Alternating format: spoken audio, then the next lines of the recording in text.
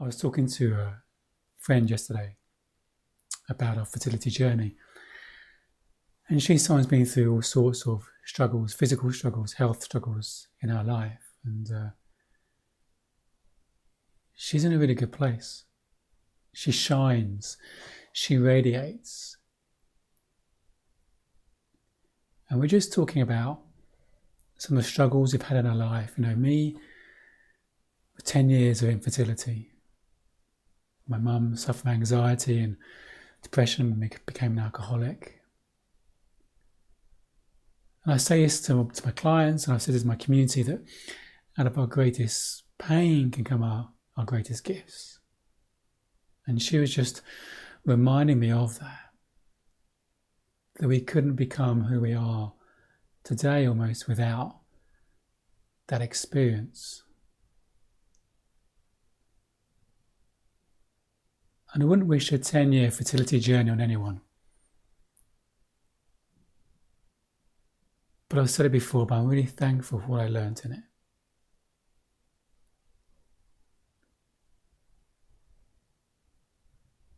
When I work with my clients, they're always quite amazed when we look at the pain or the agony, the fear, the stress, all the roller coaster of emotions we experience on this journey.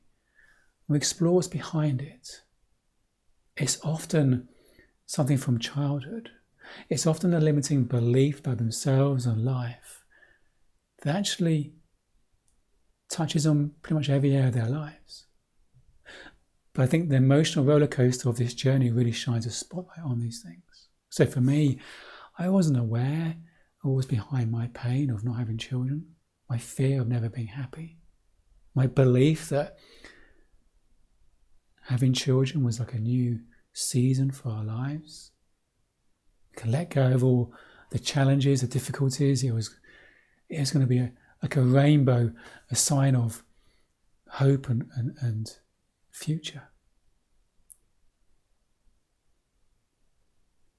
But 8 years into our journey, when after my wife fully recovered from her fertility issues and got her full cycle back, or a full cycle for the first time, we really believed it could happen. Then we found out I had fertility issues. Never considered, crossed my mind it could be me as well. I kind of gave up all hope. I started to question some big questions about life. Well, how am I ever going to be happy? Am I happy? Where does happiness come from? And what was underneath all that was a feeling of not being loved.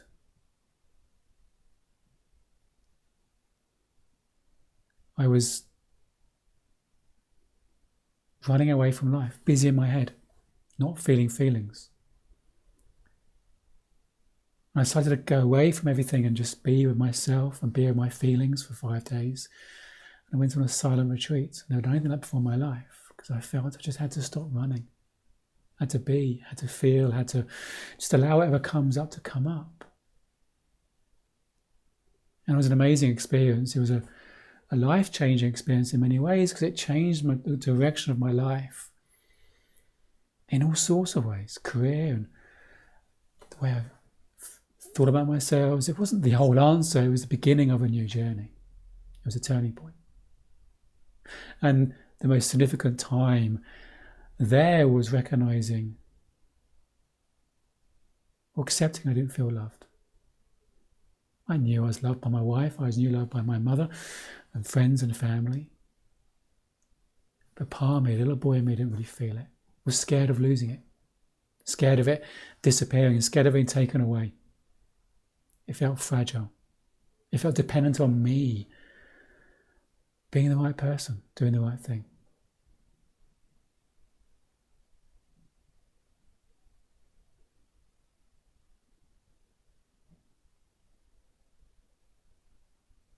It was tough to recognize that, to accept that.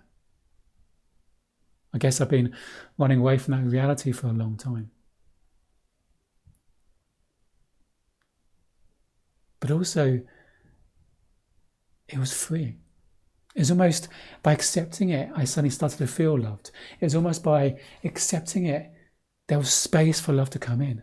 by God, life, universe. I was very angry with God because I felt I was doing all the right things and trying to be a good person, but still life felt hard. Love felt conditional from God, from life. But I realized it was me, as in my thinking, my belief. I always say acceptance or allowance is double D40 of change. And it was quite transformational in the way that I allowed it, accepted it. This is where I've been thinking about life. This is what I've been bringing to my life, this belief. It almost as if it melted. And there were tears, there were a lot of tears. I sobbed and sobbed. And this friend always says, tears are ice melting. Tears are ice melting. And it really is as if that part of me melted. And it's like that part of me was a barrier, a protection mechanism to stop me being hurt, to stop receiving love so I couldn't lose it.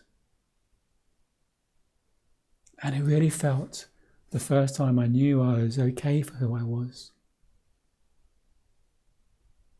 And that's my wish for you. My wish for everyone on this journey. Do you find your gift in it? Because there's a gift in it. I say when you focus on Project You versus Project Baby, there's a true gift.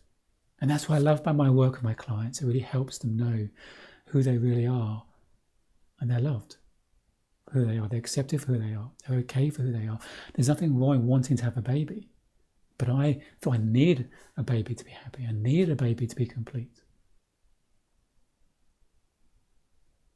Out of our greatest pain comes our greatest gift. I know this is a really, really tough. Hang in there. Be open to what that gift may be. Allow yourself to feel the feelings. Accept where you are. Acceptance does not mean giving up. Acceptance does not mean thinking it's never going to change. Acceptance is where you are today. I had to accept I didn't feel loved. I wasn't happy. I was living a pleasurable life, not a deeply contented life, fulfilled life. Out of our pain comes our greatest gift. And my wish for you is one day you'll look back on this journey and find your gifts, see your gifts. I truly believe I'm a happier man as a result of our journey. I think I'm a much better father as a result of our journey. I learn about myself and my mind and psychology. That's my wish for you. One day you'll look back and almost be thankful for this journey. And it's really hard to consider that right now. It's tough. It is tough. Accept it's tough. I had to stop soldiering on in life. This was soldiering on. I had to accept where I was, that I wasn't truly happy in life. I was living the life other people expected of me. And through that acceptance, that allowance, things began to shift.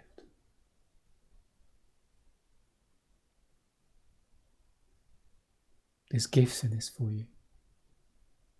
My wish is, my prayer is that you find them. Because you're an amazing, amazing human being. You're created by this energy behind life. It doesn't demand anything of you. It doesn't need anything from you. You're made of love. You are love.